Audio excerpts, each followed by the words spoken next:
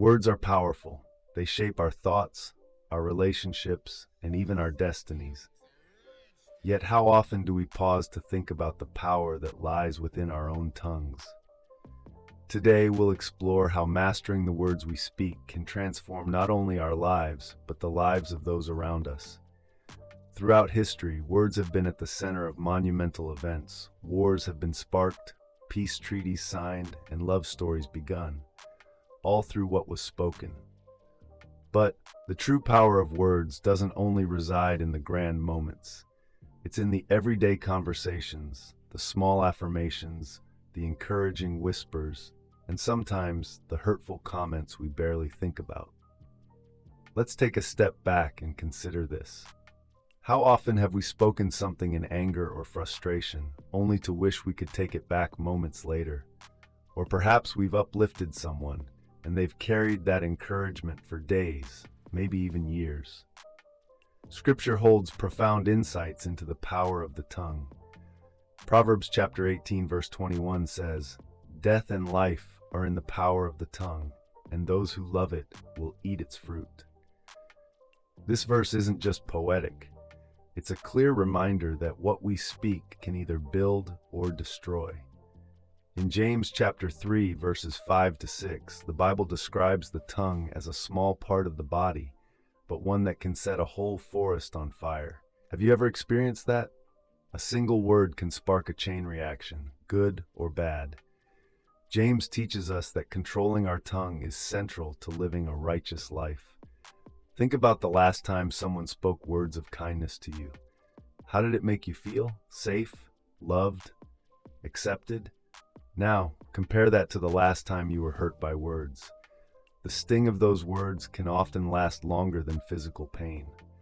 There are words that heal and words that harm. We all know both types intimately.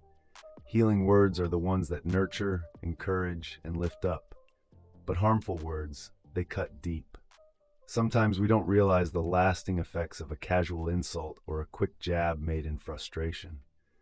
So how do we master our tongues? It's not about perfection, but practice.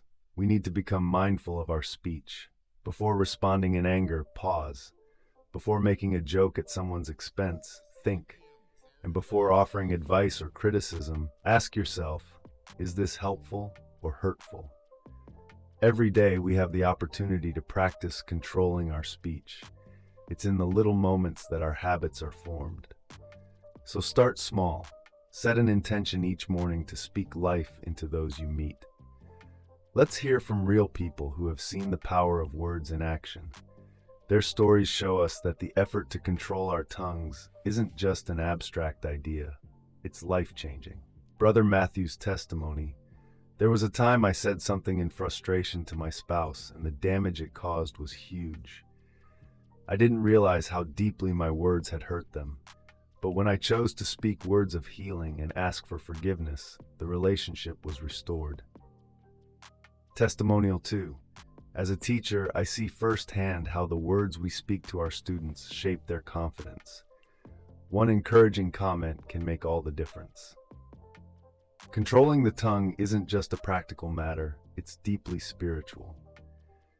Matthew chapter 12 verse 36 tells us that we will give an account for every idle word we speak. That's a sobering thought. Our words are not forgotten. They carry weight in this life and the next. God calls us to use our words to glorify Him and build others up. Whether through praise, encouragement, or truth spoken in love, the words we choose to speak are a reflection of our heart.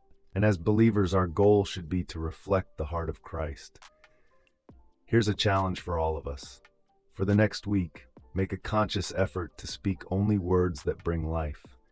Uplift your family, speak kindly to strangers, and be slow to anger. Watch how it transforms your interactions and relationships.